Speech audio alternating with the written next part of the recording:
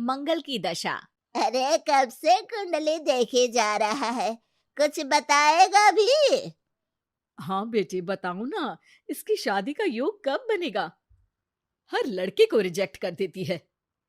इतनी देर में आलिया भी जॉगिंग से घर वापस आकर उनके साथ ही बैठ जाती है। अरे आशीष भाई, आप, मुझे सुबह से ही लग रहा था कि कुछ अपशगुन होने वाला है। देखिए, आप आ गए। मुझे तो उस लड़के के लिए अभी से बुरा लग रहा है, जिसे तेरे लिए कुर्बान होना पड़ेगा। बेचारा। वैसे आप इतने बड़े ज्योतिषी बन गए, लेकिन अभी तक कुंवारे हो। क्या बात है? ग्रह योग नहीं बना रहे या कुछ और बात है?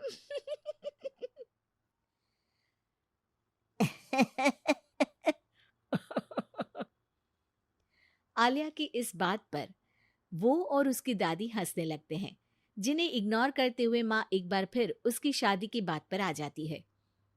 बेटा, इसकी बात का बुरा मत मान। तू ये बता कि दिक्कत क्या है?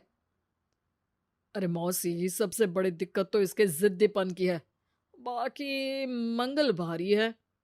जिद और स्वाभिमान में फर्क होता है। मेरी पोती नेक दिल, सेल्फ इंडिपेंडेंट लड़की है। ऐसे ही कुछ कॉम्प्रोमाइज करके कहीं भी शादी थोड़ी ना कर लेगी। माँ जी, आपने ही इसे बिगाड़ कर रखा है। माँ, दादी और भाई की नॉन स्टॉप शादी वाली बातें सुनकर आलिया गुस्से में उठ खड़ी होती है। माँ, आपको पता है मैं इन सब चीजों पर बिलीव नहीं करती, फिर भी आप लोगों ने मिलकर घर को सर्कस बना दिया है।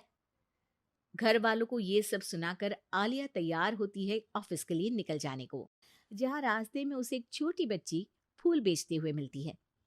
दीदी, फूल खरीद लो ना, आज मेरी मम्मी का बर्थडे है।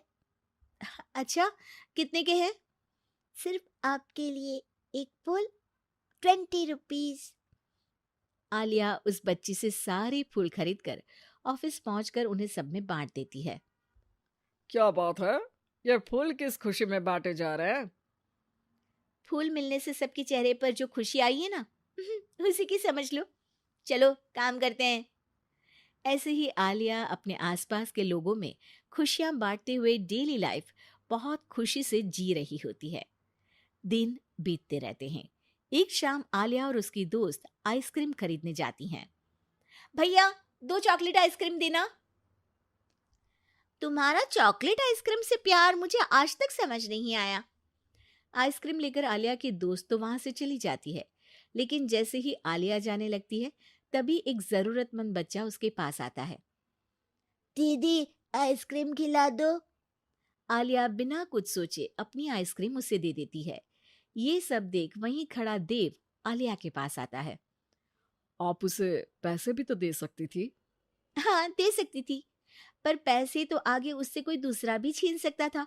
लेकिन इस आइसक्रीम को खाकर उसे जो खुशी मिलेगी ना, वो कोई नहीं छीन पाएगा। Wow, deep thought. आज से मैं भी ऐसे सोचना शुरू करूंगा। वैसे मेरा नाम देव है। हेलो देव, मैं आलिया हूँ। और इस तरह दोनों बातें करते हुए साथ चलने लगते हैं, जिसके बाद धीरे धीरे दोनों की बातें और फिर मुलाकातों का सिलसिला शुरू हो जाता है। इसी तरह कुछ महीने बीत जाते हैं। अब दोनों एक दूसरे को पसंद करने लगते हैं। मेरी मम्मी को उनके सोशल वर्क के लिए सम्मानित किया गया है, तो आज फैमिली डिनर में तुम भी आ सकती हो। अगर तुम्हारी मम्मी की गिफ्ट के लिए तुम मेरे साथ शॉपिंग चलोगी तो जरूर आऊंगी।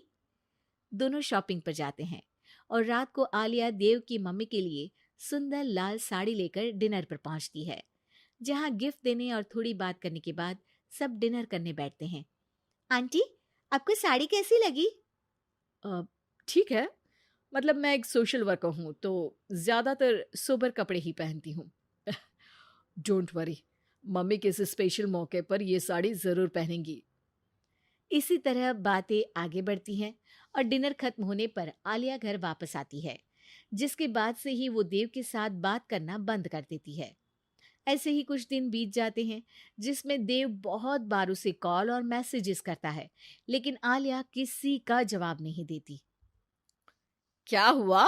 सब कुछ तो अच्छा चल रहा था, फिर तुमने देव से बात करनी क्यों बंद कर दी?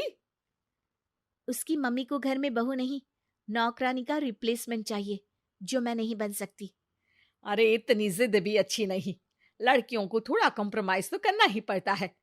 तुम्हारे लिए देव से ज्यादा सूटेबल लड़का तुम्हें नहीं मिल सकता।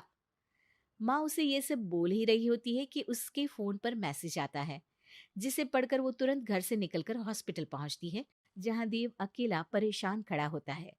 पर आलिया उसके पास न जाकर एक कमरे में जाती है और कुछ देर बाद बाहर निकलकर घर वापस आ जाती है।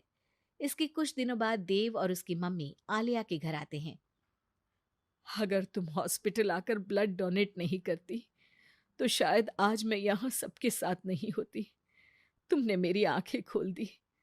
मैं आज तक हर काम करते हुए यही सोचती थी कि सोसाइटी क्या सोचेगी, लेकिन तुमने मुझे समझाया, जो नेक होते हैं उन्हें किसी दिखावे की जरूरत नहीं, उनका काम ही सब कुछ है। आंटी, अगर देव ग्रुप चैट में ब्लड नीडेड का मैसेज नहीं डालता तो मुझे पता भी नहीं चलता। वो तो ठीक है, तुमने साड़ी नोटिस की, स्पेशल मौका। आलिया, मैं खाना बना लूंगा, घूमने जाने पर सारा सामान उठा लूंगा। प्लीज शादी के लिए हाँ बोल दो। अगर खाना दोनों मिलकर बनाए और घूमते हुए जब जो थके दूसरा उसे लाइफ लॉन्ग संभालने का वादा करे तो डील पक्की।